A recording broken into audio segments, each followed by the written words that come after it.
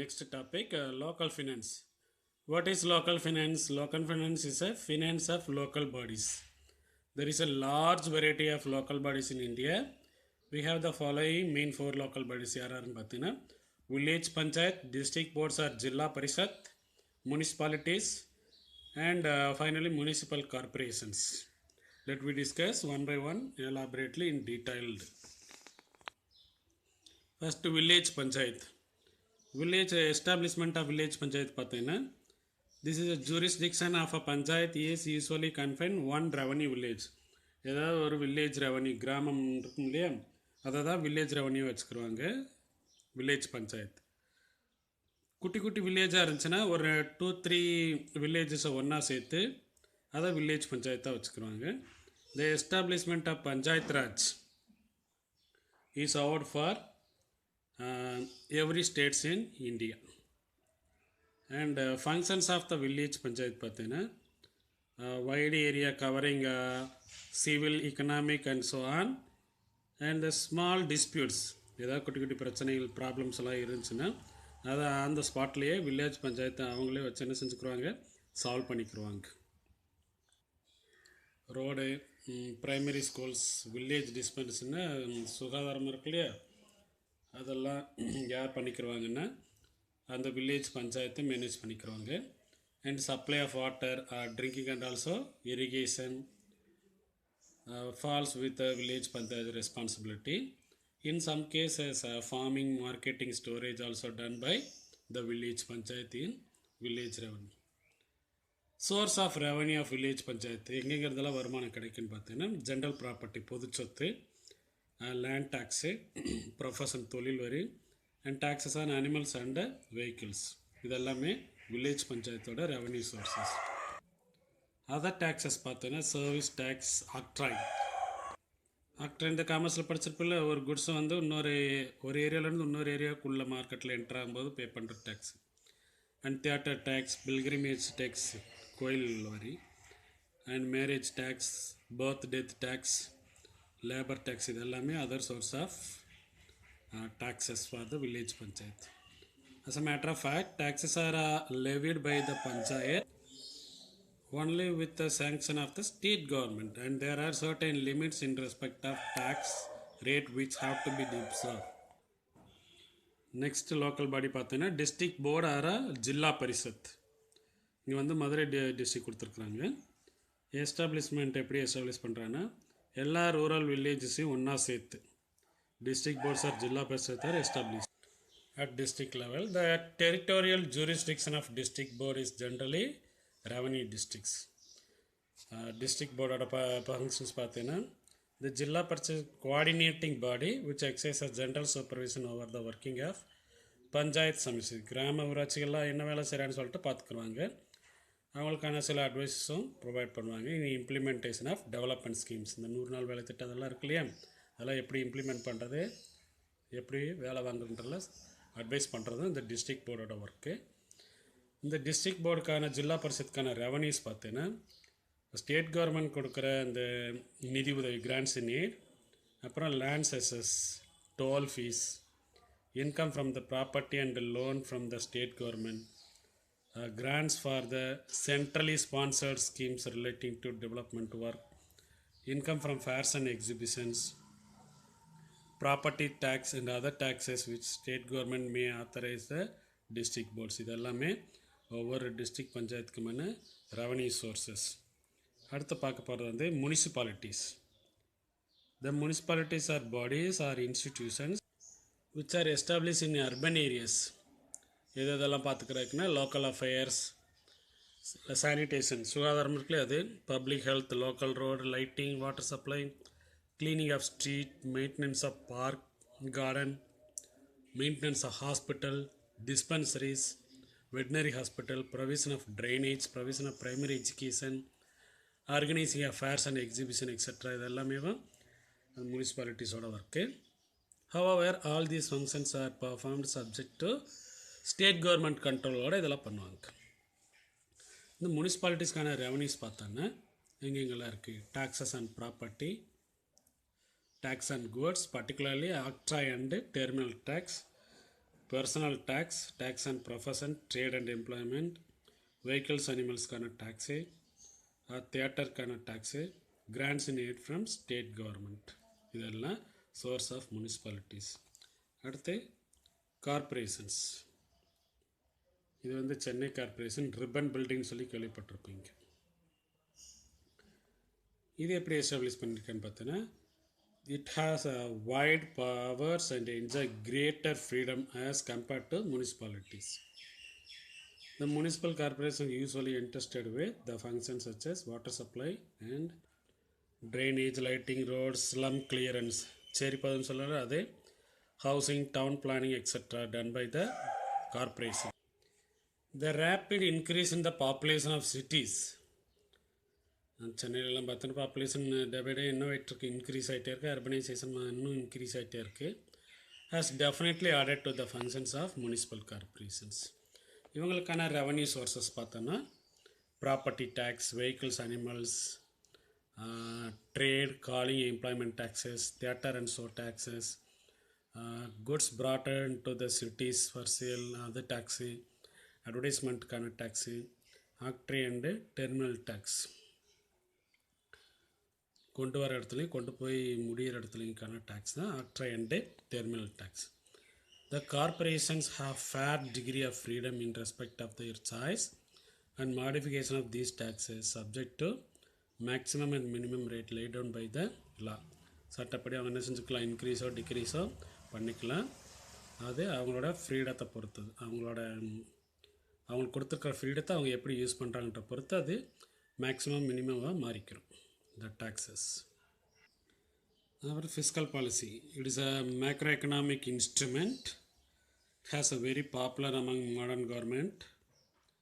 The growing importance of fiscal policy இதனாலன்னு பார்த்தோன்னா Great Depression and the development of new economics by the Keynes.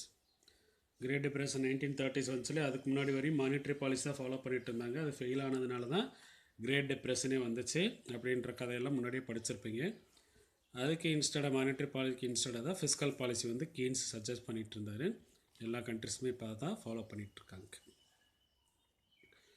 Meaning of fiscal policy பார்த்தீங்கன்னா, in general பார்த்தீங்கன்னா it's a budgetary manipulation affecting the macro economic variables like output, employment, saving, investment, inflation இதெல்லாம் எப்படி affect பண்ணுறன்றதை ஜென்ரலாக meaning of fiscal policy சொல்லும்.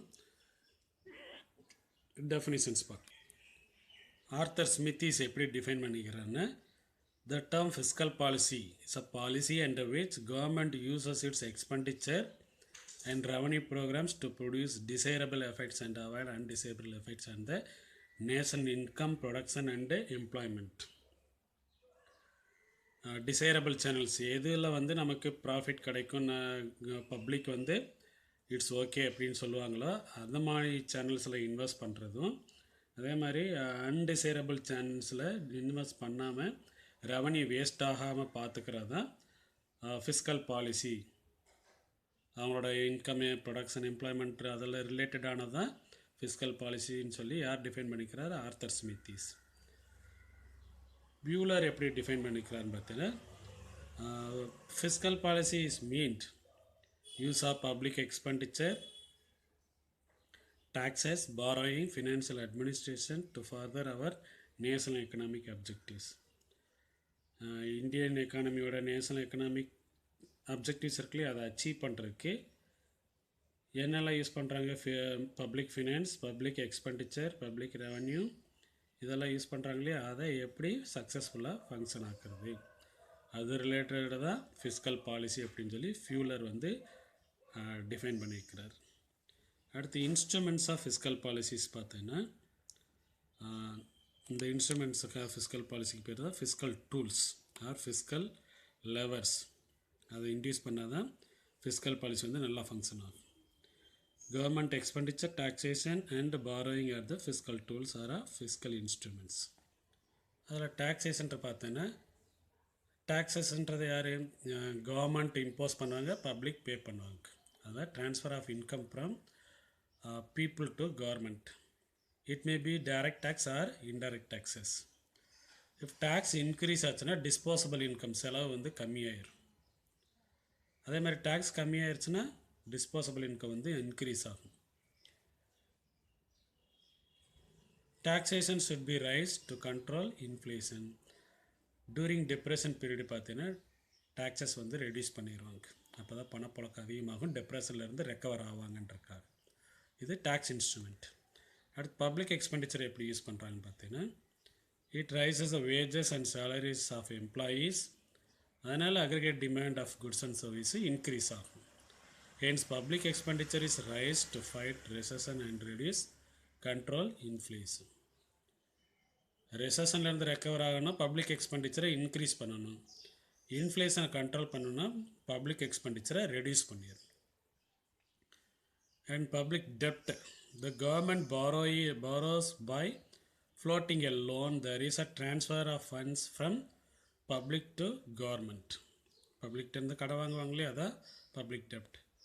At the time of interest payment and repayment of public debt, funds are transferred from where to where? Government to public. ஏன்னா கடன் வாங்கினது திரும்ப கொடுக்கும்போது. These are the objectives of fiscal policy like a full employment, price stability, economic growth, equitable distribution, external stability, capital formation, regional balance. இதெல்லாமே டீட்டெயில்டாக ஒன்றா பார்க்கலாம். First full employment. வேர்ல்டில் இருக்க எல்லா கண்ட்ரிஸ் மேக்ஸிமம் எல்லா கண்ட்ரிஸோட அப்ஜெக்டிவ்ஸ் பார்த்தீங்கன்னா ஃபிஸ்கல் பாலிசியோட அப்ஜெக்டிவ் ஃபுல் எம்ப்ளாய்மெண்ட் அச்சீவ். இந்த வர and developing countries. Public expenditure and social overhead help to create employment opportunities. In India, public expenditure and rural employment programs MGNREGS அப்படின்னா Mahatma Gandhi national rural employment guarantee scheme which was introduced in 2005. It's aim பார்த்தீங்கன்னா employment generation. Government வந்து இதுக்கு நிறைய spend பண்ண வேண்டியிருக்கும். இது எல்லா எக்கானமியோட அப்ஜெக்டிவாக இருக்கும் ஃபுல் எம்ப்ளாய்மெண்ட் அச்சீவ் பண்ணுறது. அப்புறம் price stability. The price stability is caused by mismatch between aggregate demand and aggregate supply. Price instability aggregate demand aggregate supply கிடையாது இருக்கும். குட்ஸுக்கான டிமாண்ட் இன்க்ரீஸ் ஆச்சுன்னா அங்கே என்ன செய்யும்? இன்ஃப்ளேஷன் இன்க்ரீஸ் ஆகும். ஸோ கவர்மெண்ட் எக்ஸ்பெண்டிச்சர் மூலமாக இந்த ரியல் ப்ரொடக்ஷனை இன்க்ரீஸ் பண்ணி அந்த டிமாண்ட் எக்ஸஸாக இருக்கு இல்லையா அதை கண்ட்ரோல் பண்ணுறது மூலிமா இந்த இன்ஃப்ளேஷனை கண்ட்ரோல் பண்ணலாம். தேவைக்கு அதிகமாக இருக்கிற அந்த எக்ஸஸ் டாக்ஸேஷன் இருக்கு இல்லையா அது மூலிமா இண்டிவிஜுவலோட எக்ஸ்பென்சஸை ரெடியூஸ் பண்ணலாம். இப்போ டாக்ஸேஷன் என்ன பண்ணணும்? டிஸ்போசபிள்ங்கிறத செலவை வந்து என்ன செய்யும்? குறைச்சிக்கிறோம் பப்ளிக்கோட செலவு.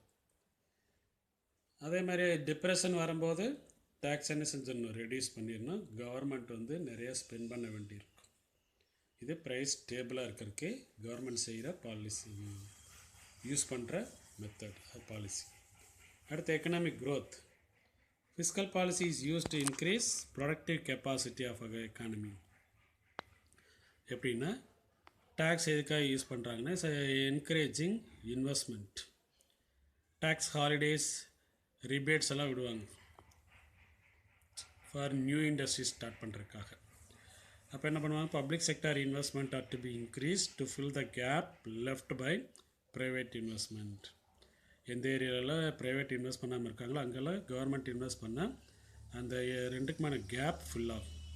When resource mobilisation through tax measures is inadequate, அப்போ கவர்மெண்ட் என்ன செய்யணும்? Resort to borrowing both from internal and external source to finance growth projects. Private செய்யாத போது கவர்மெண்ட் தான் செஞ்சாகும். அப்போ தான் எக்கனாமிக் க்ரோத் வந்து இருக்கும். அடுத்து ஈக்விட்டபிள் டிஸ்ட்ரிபியூஷன். ப்ரொக்ரெசிவ் டாக்ஸேஷன் மூலமாக என்ன வாங்கினா அந்த ரிச்சுக்கு புவருக்குமான கேப் வந்து குறையும். Progressive tax rate public expenditure through welfare schemes, free education, noon meal for school children, subsidies promote the living standard of poor people. Rich கிட்ட இருந்து எடுத்து பூவர் கொடுத்தா ரெண்டு பேர் என்ன வருவாங்க? ஈக்குவல் ஆயிடுவாங்க. இது ஒரு அப்ஜெக்டிவ் ஆஃப் ஃபிஸ்கல் பாலிசி. அடுத்து எக்ஸ்சேஞ்ச் ஸ்டெபிலிட்டி. இன்டர்நேஷ்னல் ட்ரேடில் இருக்க ஃப்ளக்சுவேஷன்ஸ்னால எக்ஸ்சேஞ்ச் ரேட் என்னவாகும்? மூவ் ஆகும், வேரி ஆகும். ஸோ டேக்ஸ் கன்செஷன் சப்சிடியும் கொடுத்தா எக்ஸ்போர்ட் என்னவாகும்? இன்னும் இன்க்ரீஸ் ஆகும். கஸ்டம் டியூட்டிஸ் இம்போர்ட் மேலே கஸ்டம் டியூட்டிஸ் போடும்போது நான் எசென்ஷியல் ஐட்டம்ஸ் இருக்கும் இல்லையா, அதோட இம்போர்ட் வந்து ரெடியூஸ் ஆகும்.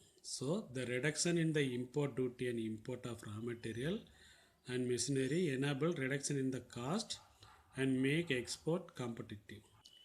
ரா மெட்டீரியல்ஸ்க்கான இம்போர்ட்ஸ் டியூட்டியை ரெடியூஸ் பண்ணுறதுனால இங்கே என்னவாகும், காஸ்ட் ஆஃப் ப்ரொடக்ஷன் ரெடியூஸ் ஆகும். காஸ்ட் ஆஃப் ப்ரொடக்ஷன் ரெடியூஸ் ஆகும்போது எக்ஸ்போர்ட் என்ன பண்ணிடலாம், இன்க்ரீஸ் பண்ணிடலாம்.